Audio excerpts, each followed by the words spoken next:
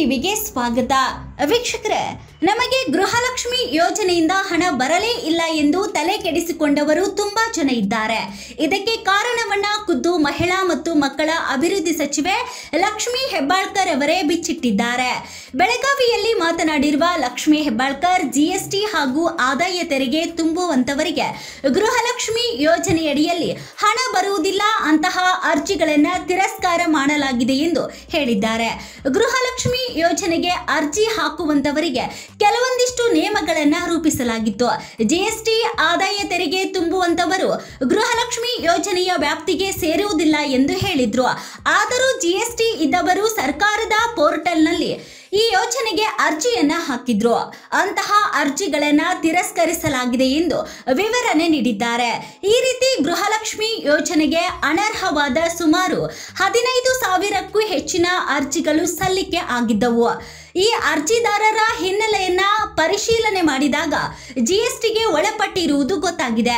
ಕೂಡಲೇ ಅಂತಹ ಅರ್ಜಿಗಳನ್ನ ರಿಜೆಕ್ಟ್ ಮಾಡಿದ್ದೇವೆ. ರಾಜ್ಯಾದ್ಯಂತ ಶ್ರೀಮಂತರು, ಜಿಎಸ್ಟಿ ಇದ್ದವರು ಸೇರಿ ಒಟ್ಟು 1.58 ಕೋಟಿ ಕುಟುಂಬಗಳಿವೆ ಎಂದು ಮಾಹಿತಿ ನೀಡಿದ್ದಾರೆ. ಜೂನ್ ತಿಂಗಳ ಗೃಹಲಕ್ಷ್ಮಿ ಹಣವು ಫಲಾನುಭವಿಗಳ ಖಾತೆಗೆ ಸೇರಿದ್ದು ಇನ್ನು ಅನೇಕರಿಗೆ ಹಣ ತಲುಪಿಲ್ಲ ಎಂಬ ಮಾಹಿತಿಯನ್ನ ನೀಡಿದ್ದಾರೆ. ಇದಕ್ಕೆ ತೊಡಕಾಗಿದ್ದ ತಾಂತ್ರಿಕ ದೋಷವನ್ನ ಈಗಾಗಲೇ ಸರಿ ಮಾಡಿದ್ದೇವೆ. ಈ ಜುಲೈ ಮತ್ತು ಆಗಸ್ಟ್ ತಿಂಗಳ ಗೃಹಲಕ್ಷ್ಮಿ ಹಣದ ಬಗ್ಗೆ ಸಿಎಂ ಸಿದ್ದರಾಮಯ್ಯ ಅವರೊಂದಿಗೆ ಬೆಳಗಾವಿಗೆ ಬಂದಾಗ ಚರ್ಚೆ ಮಾಡಿದ್ದೇವೆ.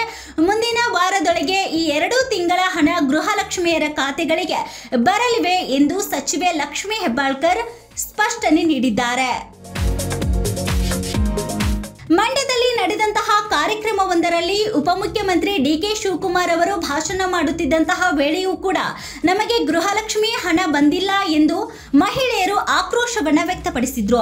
ಇದಕ್ಕೆ ಪ್ರತಿಕ್ರಿಯೆಯನ್ನ ನೀಡಿದಂತಹ ಡಿಸಿಎಂ, ಇನ್ನು ಕೆಲವೇ ದಿನಗಳಲ್ಲಿ ನಿಮ್ಮ ಅಕೌಂಟ್ಗೆ ಹಣ ಬರಲಿದೆ ಎನ್ನುವಂತಹ ಭರವಸೆಯನ್ನ ಕೊಟ್ಟಿದ್ರು. ಕಾಂಗ್ರೆಸ್ ಸರ್ಕಾರ ರಾಜ್ಯದಲ್ಲಿ ಅಧಿಕಾರಕ್ಕೇರುವ ಮುನ್ನ ಪ್ರತಿ ಮನೆಯ ಒಬ್ಬರು ಯಜಮಾನಿ ಮಹಿಳೆಗೆ ಗೃಹಲಕ್ಷ್ಮಿ ಯೋಜನೆಯಡಿಯಲ್ಲಿ ಪ್ರತಿ ತಿಂಗಳು 2,000 ರೂಪಾಯಿ ನೀಡುವುದಾಗಿ ಭರವಸೆಯನ್ನ ನೀಡಿತ್ತು. ಅದರಂತೆ ಅಧಿಕಾರಕ್ಕೆ ಬಂದ ನಂತರ ಗೃಹಲಕ್ಷ್ಮಿ ಯೋಜನೆಯನ್ನ ಜಾರಿ ಮಾಡಲಾಗಿತ್ತು. ಇತ್ತೀಚೆಗೆ ಈ ಯೋಜನೆಯ ಹಣ ಬರುತ್ತಿಲ್ಲ ಎಂದು ಫಲಾನುಭವಿಗಳು ದೂರನ್ನ ನೀಡ್ತಾ ಇದ್ರು. ಒಟ್ಟಿನಲ್ಲಿ ಜಿಎಸ್ಟಿ ಆದಾಯ ತೆರಿಗೆಯನ್ನ ತುಂಬುವಂತವರ ಅರ್ಜಿಗಳನ್ನ ರಿಜೆಕ್ಟ್ ಮಾಡಲಾಗಿದೆ ಎಂದು ಲಕ್ಷ್ಮಿ ಹೆಬ್ಬಾಳ್ಕರ್ ಮಾಹಿತಿಯನ್ನ ನೀಡಿದ್ದಾರೆ. ಮತ್ತಷ್ಟು ಸುದ್ದಿಗಳಿಗಾಗಿ ನೋಡ್ತಾ ಇರಿ BN TV. ಲೈಕ್ ಮಾಡಿ, ಶೇರ್ ಮಾಡಿ, ಸಬ್ಸ್ಕ್ರೈಬ್ ಮಾಡಿ. ಇದು ನಿಮ್ಮ ಧ್ವನಿ.